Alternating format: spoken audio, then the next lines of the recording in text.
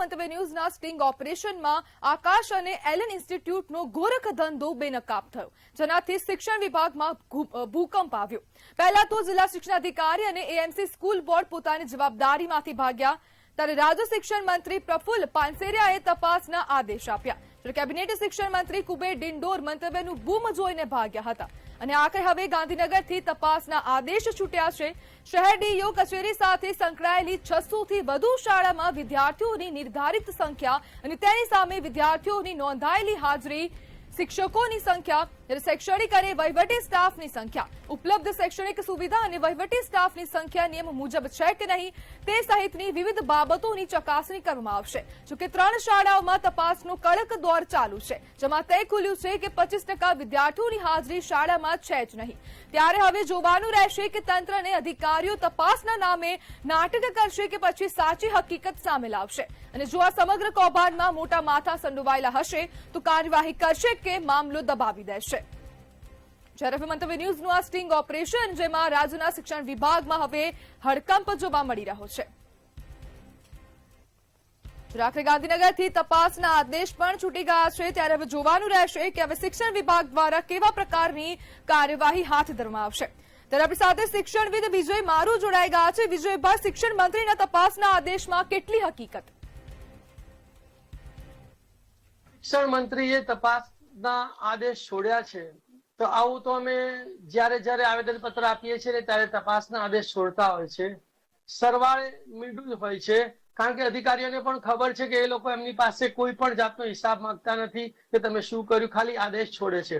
હું આશા રાખું કે જો શિક્ષણ મંત્રીએ તપાસના આદેશ છોડ્યા છે તો એનો ડીઈઓ અને ઈઆઈ પ્રમાણિકપણે મારી વાત સાંભળી લેજો, નીતિમત્તાના ધોરણે તપાસ કરે અને જે બી શાળાઓ એમાં સંડોવાયેલી છે એના ઉપર શિક્ષાત્મક પગલા લે, એની માન્યતા રદ કરવા સુધીના પગલા લે, અને તો જ આનો વિદ્યાર્થી અને વાલીઓને અને સમાજમાં એક દાખલો બેસશે અને એમને સાચો ન્યાય મળશે। બાકી તો વહીવટો લઈને જેટલા ગુનેગારો આવા પકડાય છે બધે જ વહીવટો લઈને મોજ મજા જ થતી હોય છે અને અઠવાડિયા 10 દાડા 15 દાડા પછી બધું એનું એ જ થતું હોય છે। તો હું પાનસુરિયા સાહેબને એક વિનંતી કરું છું કે તમે જે લોકોને આદેશ આપ્યા છે તેનું સતત ફોલોઅપ લેતા રહેજો। આપ પોતે એ આદેશો પ્રમાણે સાચું કામ થાય છે કે નહીં તેની ચકાસણી કરતા રહેજો, જેથી કરીને ક્યાંય ભ્રષ્ટાચાર ના થાય, ક્યાંય વહીવટો ના થાય અને આ મહા મહેનતે આ કૌભાંડ જયારે બહાર લાવવામાં આવ્યું છે તો ખરેખર એ કૌભાંડના જે બી કૌભાંડીઓ છે એને શિક્ષા થાય અને વિદ્યાર્થીઓને ન્યાય મળે, વાલીઓને ન્યાય મળે અને જે આર્થિક બોજો જે વાલીઓને સહન કરવો પડે છે તે બંધ થાય। જી વિજયભાઈ, શું અમદાવાદના જિલ્લા શિક્ષણ અધિકારી નિષ્પક્ષ તપાસ કરશે? જિલ્લા શિક્ષણ અધિકારી નિષ્પક્ષ તપાસ કરશે એ ખરેખર બહુ જ જટિલ પ્રશ્ન છે, કારણ કે આજ સુધી એમણે ક્યાંય નિષ્પક્ષ તપાસ કરીને કોઈ કાર્યવાહી કરી હોય કે દેશને ભલું થયું હોય કે શિક્ષણ સમાજને ભલું થયું હોય એવો ક્યાંય મુદ્દો અમે જોયો નથી। છેલ્લા 10 વર્ષથી અમે એ લડત લડી રહ્યા છે ટ્યુશનના શિક્ષકોની। 10 વાર આવેદન પત્રો આપ્યા, હાઈકોર્ટમાં ગયા, હાઈકોર્ટે હુકમ આપ્યો, છતાં પણ કોઈ પગલા લેવામાં નથી આવ્યા। એટલે મને એવું લાગે છે કે ડીઈઓ ને તો આવી જયારે ફરિયાદો મળતી હોય એટલે ઘી કેળા હોય છે, બરાબર। એ લોકો તો મોજમાં આવી જતા હોય છે કે આવી જેટલી વધારે ફરિયાદો આવે ને એટલી એમની મોજ વધી જતી હોય છે। આજથી 8-10 વર્ષ પહેલાની વાત કરું તો અમે ડીઓમાં ફરિયાદ કરી ત્યારે પઢેરિયા નામના ઈઆઈ હતા અને એમને તો મને એવું કહ્યું કે મારું તું 1000 આવેદન પત્રો આપીશ ને તો પણ કઈ નહીં થાય।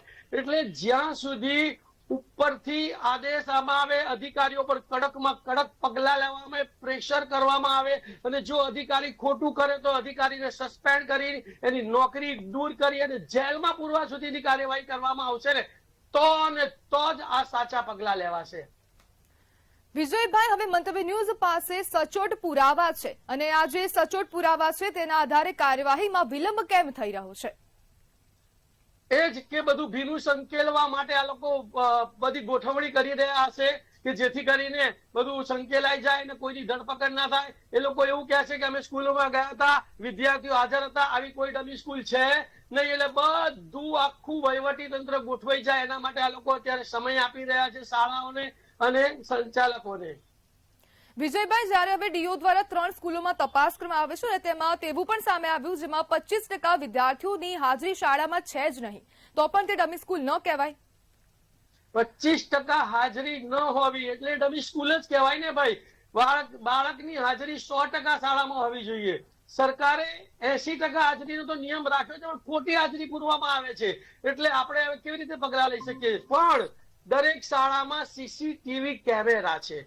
દરરોજના સીસીટીવી કેમેરાના ફૂટેજ ચકાસવા જોઈએ અને આજથી 3 મહિના પહેલાના બી ફૂટેજ ચકાસીને સાચું શું છે એની માહિતી મેળવીને પગલા લેવા જોઈએ. તો જ આમાંથી કંઈક બહાર આવશે. બાકી તો કવરવાળી અને હપ્તાવાળી થવાની, બધું જ ભીનું સંકેલાઈ જવાનું, કોઈના ઉપર પગલા લેવાશે નહીં. હું તમને આજથી 5 વર્ષ પહેલાની વાત કરું તો ગુજરાતની 600 શાળાઓમાં 11 સાયન્સમાં, દાખલા તરીકે શાળામાં 1 વર્ગ ની મંજૂરી મળી હોય એટલે 60 છોકરાઓની, તો 500, 400, 300 છોકરાઓને આ લોકોએ એડમિશન આપી દીધેલા, બરાબર. અને એનું 2 દિવસ ટીવીમાં ચાલ્યું હતું, છતાં બી કોઈ શાળાઓની સામે કોઈ પગલા લેવામાં ના આવ્યા કે કોઈ દંડ પણ નહોતો કરવામાં આવ્યો. એટલે શિક્ષણની ઘોર ભ્રષ્ટાચારીઓ અધિકારીઓ દ્વારા ખુદ નખાઈ રહી છે. મંત્રીઓ પ્રમાણિક બનો. તમને પ્રજાએ ચૂંટ્યા છે પ્રજાની સેવા કરવા માટે, નહીં કે અધિકારીઓને મદદ કરવા માટે. તો મંત્રીઓ પ્રમાણિક બને, અધિકારી સાથે મિત્રતા ન રાખે અને એને સમાજ માટે, વિદ્યાર્થીઓ માટે સારું કામ કરવા માટે એને પ્રેરિત કરો, એના ઉપર દબાણ લાવો અને ન કરે તો એને સસ્પેન્ડ કરવા સુધીના પગલા લેશો ને તો કદાચ સારું કામ થશે. 1-2 ડીઓને તમે સસ્પેન્ડ કરીને તમે એનો દાખલો તો બેસાડો. ભય જ નથી. ભય વગર પ્રીત કઈ રીતે થશે? એમને ખબર જ છે કે ભાઈ મંત્રીઓ અમારા ઉપર કોઈ પગલા લેવાના નથી, અમારું કઈ થવાનું નથી. આ તો 8-10 દાડા ચાલુ રહે છે, પછી તો મોજે મોજ. એટલે શિક્ષકો શાળા પાસેથી વહીવટ, સંસ્થાઓ પાસેથી વહીવટ, પદ્ધતિ વહીવટ, અને આ લોકો ઓર માલાતુજાર થઈ જશે. કારણ કે ભય અને ભ્રષ્ટાચાર અત્યારે દેશની અંદર ખૂબ વધી રહ્યો છે. તો હું મંત્રી સાહેબે એલાન આપ્યું છે ને, તો મંત્રી સાહેબને વિનંતી કરું છું કે આમાં તમે 100% પરિણામ, જો તમે પ્રમાણિકતાથી કામ કરશો તો 100% પરિણામ લાવજો. અને વિદ્યાર્થીઓ અને વાલીઓ પર જે આર્થિક બોજ અને માનસિક ત્રાસ થઈ રહ્યો છે ને એને તમે દૂર કરજો. અને મારી બીજી બી પાનસુરિયા સાહેબને વિનંતી છે કે સરકારે ટ્યુશન અધિનિયમ 2002 છે, તો એનું પણ શા માટે તમે કડક પાલન નથી કરાવતા? અમે કેટલી વાર અરજીઓ આપી, કેટલી વાર ફરિયાદો આપી, એના જવાબો બી નથી આપતા. આવેદન પત્રોના જવાબો નથી આપતા. તમે વિચારો આ ક્યાં સુધીનો ભ્રષ્ટાચાર છે, ક્યાં સુધીની મિલીભગતો છે, બરાબર. તો આ પગલા લેવા જોઈએ અને દેશના વિદ્યાર્થીઓ માટે કામ કરશો તો વિદ્યાર્થીઓ અને વાલીઓ પણ તમને આશીર્વાદ આપશે અને તમને જે મત આપ્યા છે ને એમનું એમને ફળ મળશે. જી વિજયભાઈ, જોડાવા બદલ આપનો આભાર. ત્યારે આખરે હવે ગાંધીનગરથી તપાસના આદેશ છૂટી ગયા છે. જલશિક્ષણ મંત્રી કુબેર ડિંડોર દ્વારા પણ હવે તપાસના આદેશ આપવામાં આવ્યા છે.